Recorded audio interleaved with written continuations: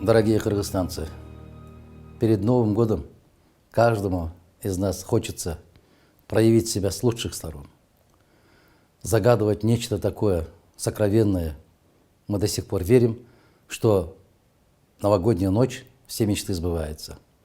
Когда взрослеем, понимаем, это все не от Нового года зависит, а зависит от нас самих.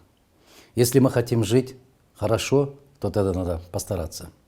Если мы хотим, чтобы страна стала сильнее, то надо работать. Если мы хотим, чтобы общество стало лучше, тоже надо работать.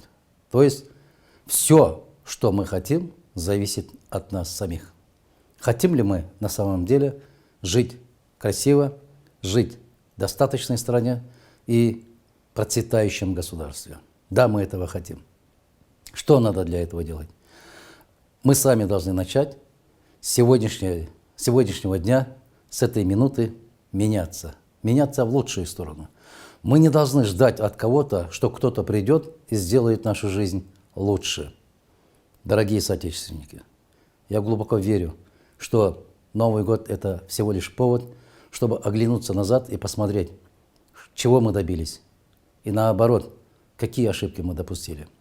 А Новый год – это новые надежды, что мы в будущем году непременно станем лучше, краше, сильнее и самодостаточнее.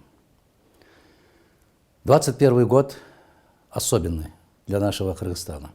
Это год выборов. От того, что мы хотим и как мы будем поступать, зависит наше будущее. Я верю, мудрый народ Кыргызстана, единый народ Кыргызстана сделает правильный шаг. И в новом году желаю всем нам благополучия, самое главное – здоровья, а все остальное можно нажить.